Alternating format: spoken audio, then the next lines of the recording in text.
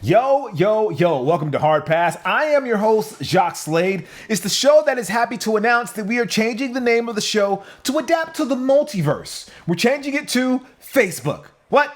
It was available. Nah, we're not gonna do that. We're going with Multiply. Shout out to my niche social networks that were popular in the Philippines during the mid to late 2000s. All right, let's start with some hot takes. Well, we actually have one this week, and it's a big one. There's something we need to address, and that's the news that a long-standing hard pass bit might finally reach its conclusion. See, earlier this week it was reported by Nice Kicks that the Nike Air Penny 1 home colorway will get a retro release for the first time in 2022. There's no set date at the moment, but it figures to be the most important release of the year for one particular co-writer. We're talking about the real one, not the one we slap a blonde wig on and portray as a giant nerd for laughs and a diabolical reseller in other segments. The real co-writer has been waiting for this one since the air bubble popped on his pair in 1999 from wearing them so much. Now, back then, a retro didn't seem like a thing because we just moved on to whatever was next, so the hope for a second pair didn't really come to mind until Jordan Brand and Nike Sportswear started really pushing retro product. And then he saw the Orlando colorway get a retro in the mid-2000s and then again in 2011. And then the mostly black All-Star colorway came back in 2014. There was a Knicks colorway, a Dornbecker collab, the Soul Collector pack, so many Penny 1 colorways, but never the white and royal pair. There was an Air Force 1 homage that mimicked the jeweled swoosh and pinstripe tongue, and a Nike Air Penny 5 dropped recently that copied the same thing. So many tributes and close calls, but never the real thing. The existence of the white and royal Air Penny 1 almost felt like a dream sometimes to co-writer, especially these past few years. His big break in sneaker media came in the form of a chance encounter and interview with Nike Sportswear big boss Gentry Humphrey. He's written multiple articles, posted subtweets. He even stuck in a segment about the shoes on this show. It's more than a shoe to him. Okay, that's a lie. It's just a shoe to him. But it was weird to him why Nike brought back the other OG colorways but held off on the pair that he actually owned. Maybe it had to do with Nike being unable to do the retro right, and in this era, the sneaker community is not going to let that slide.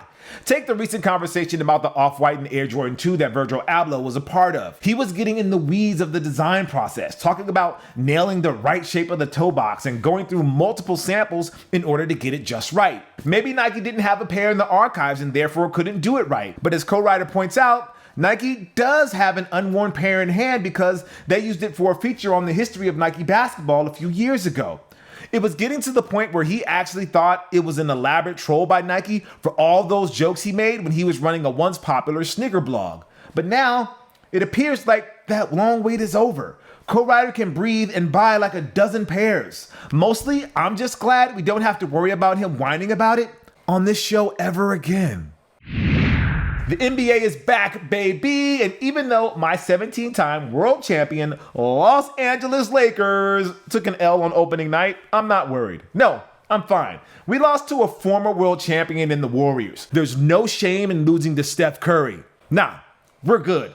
LeBron and AD had good games. Russ just needs to acclimate to the system. Melo needs to not fake everybody out when he's shooting a free throw, and yeah, we'll be fine. It's fine. No, really, it's okay. Nothing to worry about. It's just one game. We're going to get through this. It doesn't matter that we went winless in the preseason either. That didn't count. It's all good, man. We are not in panic mode. We are cool, calm, and collected. Now, what was this segment supposed to be about? Right.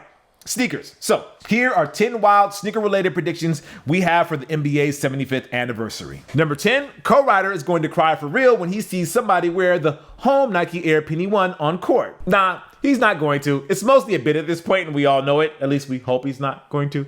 He still wants pairs at least, but he's not going to fight anybody for it. I do wonder though, will this fundamentally change his identity when it comes to sneakers? Now that the things that he's wanted for so long is finally going to drop, will he still be the same? What am I saying? Of course he's never going to change. The Penny 1 is just one thing he's petty about. Have you watched our Nike PG segments? Number 9, Ye will sign an Adidas athlete to wear Yeezy basketball shoes exclusively. It's all part of the master plan. I think Ye will make a big splash this year in the basketball world, with reports that a knit Yeezy basketball shoe is on the way that looks way too much like the Nike Hyperdunk 2016 and the Nike Lunar Epic Flyknit. The way for that sneaker to make a splash that the Yeezy Quantum was not able to is by creating a Jordan brand-like separation between Adidas athletes and those Ye will sign to become Yeezy athletes. Of the current crop of Adidas stars on the roster, I could see New Orleans' Brandon Ingram, who has worn the Quantums previously, or Minnesota's Anthony Edwards being a Yeezy guy. Number 8,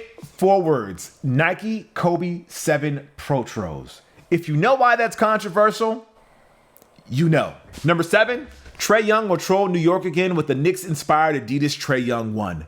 Trae Young is the modern-day Reggie Miller, which means the Knicks' comeback to relevancy is complete. We can't have the Knicks running around here like they own the place again and not having an antagonizing, sharpshooting heel that they can direct their sports hates towards. And because we are in the era of sneakers that do not need to match their uniforms, I would be gleefully delighted if Adidas took the next step in escalating this rivalry and dropping a Knicks-inspired blue and orange colorway of the Trae Young 1 for maximum jokes.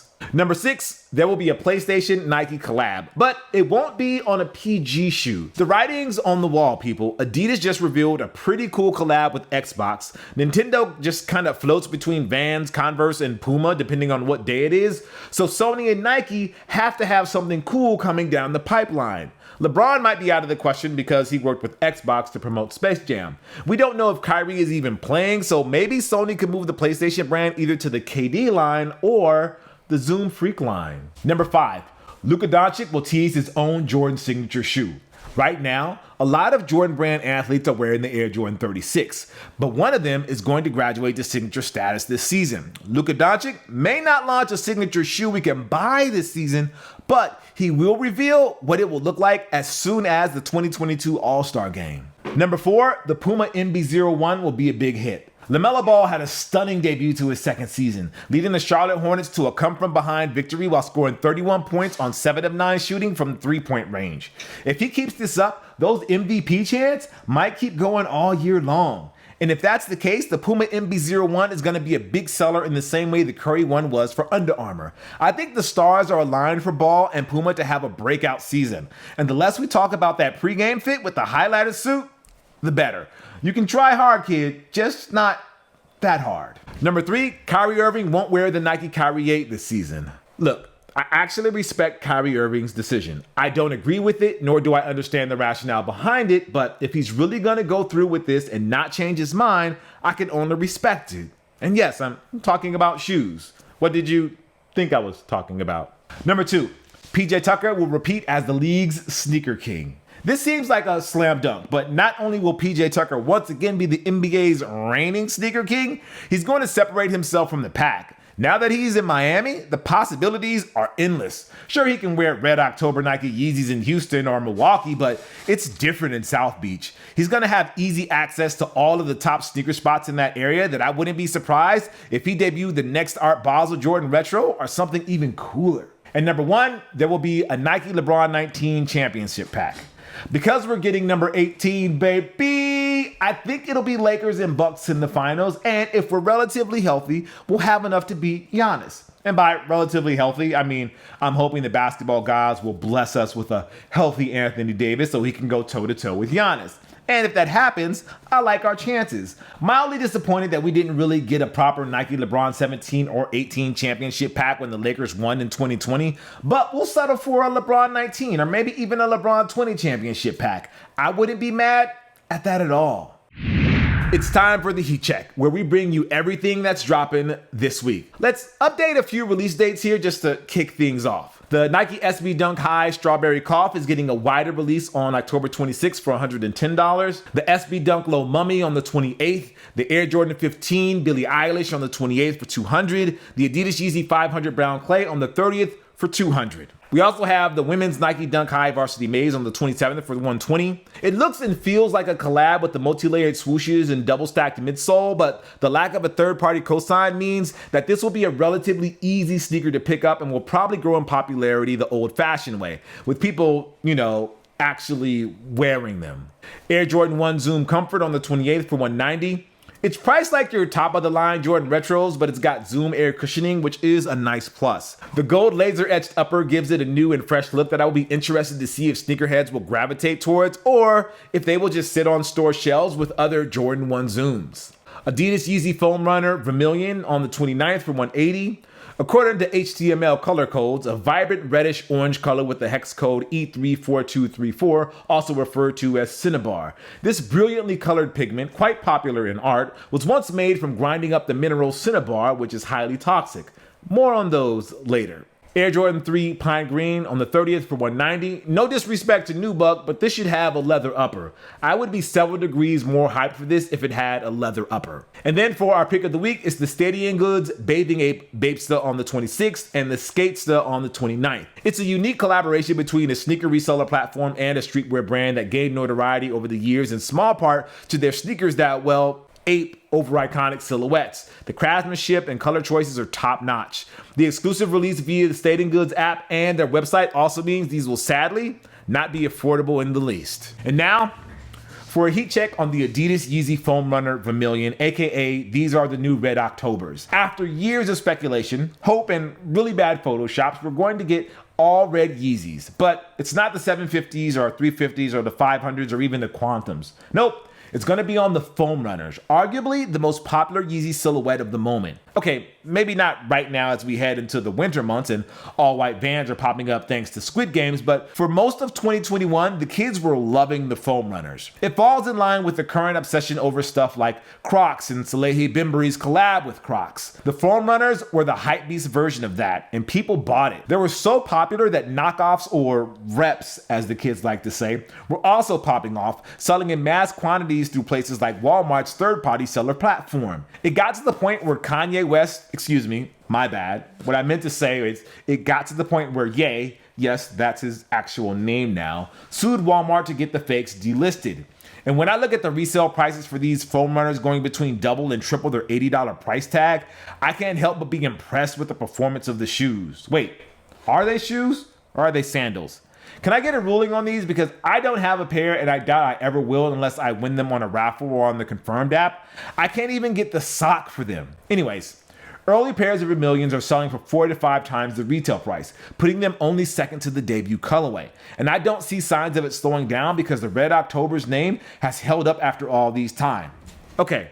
That's a bit of a hyperbole. The Red October Yeezy has held up in the years since the Nike versions dropped on a random Sunday morning while people were at church. Red Octobers on the other sneakers? Not so much. Sure, there's the Nike Dunk High Red Octobers that copies the same aesthetics as the Air Yeezy 2s and the canceled Victor Cruz trainer that had an all-red colorway, not to mention the countless all-red kicks that you can make on Nike Bayou like the Nike Kyrie 6, but no red pair has come close to touching the impact the Red October Yeezys had on the culture. We still have Nike guys that wear Red October Yeezys to this day. Draymond Green, who's Nike adjacent because he's signed to Converse, did it just this week. That's how much of a stranglehold these near mythical shoes have. And now we're getting them in Foam Runner form. And I think they're going to be huge for Adidas and Ye's bottom line. Now, that being said, do I think these will replicate the cultural phenomenon of the original Red Octobers? No. But it could be more significant because more people will have them. Yes, they will sell out, and yes, they will be resold at ungodly prices as more pairs hit the market, but you are going to see them on the feet of sneakerheads in the coming months. Well, you'll see them on the West Coast, I guess, because it could be December and the temperature will be in like the high 70s, which are perfect Foam Runner weather. I don't advise wearing these when it's snowing in New York and you're in line at Supreme or Cat's Deli. I wouldn't be surprised if these end up taking the crown of the sneaker of the year in a lot of outlets. Even if they might not technically be sneakers, I give the Adidas Yeezy Foam Runner Vermilion, that's really the Red Octobers, 9 yay future name changes because you know it's going to happen, out of 10 Jay-Z eye rolls. And I give the inevitable reps, 10 kids bragging about their fakes on TikTok, out of 10 yay lawsuits. It's time for this week's Hard Pass, where we take a look at something in the culture that just needs to go. Like The Rock. Okay, it's not so much The Rock as much as The Rock trying to make Black Adam a thing. So, over the weekend, DC had their fandom event that previews their upcoming slate of titles from comic books to CW TV shows to stuff we're going to see on the big screen. And I have to say, as someone who has been labeled erroneously as a DC hater in this space, my nerd senses were on fire throughout the show. We got confirmation that there are new Aquaman and Shazam movies on the way, a teaser for The Flash that will have Michael Keaton Batman, which is awesome, and Ben Affleck Batman, 1 out of to his 50%. Not a bad percentage, I guess. John Cena is reprising his role as All-American D-Bag Peacemaker on HBO Max, and new looks at the Suicide Squad and Gotham Knights video games. Personally, the thing that got me mad hype was the Batman trailer, which hopefully swings the pendulum back to dark, gritty, very insecure, all the way paranoid Batman. But also, we finally got our look at the man who will change the power structure of the DC universe, yada yada yada, Black Adam. Whoop-de-doo. If you ask The Rock, it was the role he was born to play when he didn't get the Thanos gig in MCU. Probably. Or when DC wouldn't let him be Superman. Look, I get it. He has to sell the movie and hype it up as the greatest thing ever. But really, Black Adam? Like, he's a bad dude, no doubt. One of the greatest villains in the DC universe. But when you think about the Mount Rushmore of DC bad guys, it's Joker, it's Lex Luthor, it's Darkseid, it's Catwoman, it's Bane, it's Doomsday, it's Sinestro, it's Brainiac, it's Reverse Flash, it's Ra's al Ghul. I could keep going. Mr. Freeze, Bizarro, Lobo on a bad day, Injustice, Superman, and so on and so on. I know that's a big Mount Rushmore, but you get the idea. All of these villains I would rank higher than Black Adam. Even my idea from a few months ago that Superman should be nice to everybody but the biggest condescending a-hole to Batman is a better bad guy than Black Adam. But because this is a Rock joint, you can expect it to be loud, full of special effects, and have a plot that kinda sorta makes sense if you don't think about it too hard, kinda like Hobbs and Shaw, Baywatch, Rampage, G.I. Joe Retaliation, etc. Remember when Rock tried to make Roadblock happen in G.I. Joe Retaliation? Roadblock? Like really? Then again, G.I. Joe tried to make Snake Eyes happen this year, and even I couldn't be bothered to watch it despite Snake Eyes being like the GOAT. Really, the thing that made me do a heel turn on Black Adam was this tweet by The Rock a few days ago. It was in response to someone pointing out that only Superman is capable of beating Black Adam. Here's the tweet. Remember, Superman's greatest weakness isn't kryptonite, it's magic. Black Adam's greatest superpower is magic. They both fly at light speed, they both are unstoppable forces, but only one will kill the other, and we know who that is. Man, get the hell out of here with that. Rock, I never thought I would find a reason to root for Superman, like ever, but now I want him to beat the brakes off of Black Adam. You know how when Superman shows up in the final fight in Justice League and it's just a glorified win button? Yeah. I want that when he shows up to lay the smacketh down on Black Adam's candy ass. I feel like that classic Rock gif when he's just trolling and rolling his eyes while Ron Simmons is talking about the Nation of Domination. There's too much hype at this point. It's like an off-white sneaker or a Yeezy that got leaked way too early, and now we have to talk about it for months before it drops. Only this time, it's about the dude who's probably going to be the big bad of the next Justice League movie, which will probably take place in 2025 at the earliest. Meaning we got 4 years at minimum before Superman can even get a chance to save us. And the worst part about this rant is that the preview during DC fandom looked compelling, and the origin story that I think they're going to try to tell with Black Adam is going to be interesting. We're getting Hawkman, Cyclone, Dr. Fate, and the Justice Society in this movie too. And that's awesome. There's a lot to like about the Black Adam movie. I just need to find a way to mute Rock's specific tweets about it between now and when the movie actually dropped. And that's our hard pass. All right, that's gonna do it for the show today. Thank you guys for watching Hard Pass. I am Jacques Slade. I'll see you next week, but not before we show you Penny. No, not Penny Hardaway. We featured him a bunch on this episode. I'm talking about Penny the dog. Too many bottles of this wine we can't pronounce. I hope someday to be big time enough to have somebody dress me like LaMelo and not even care. I'll see you next week. Peace.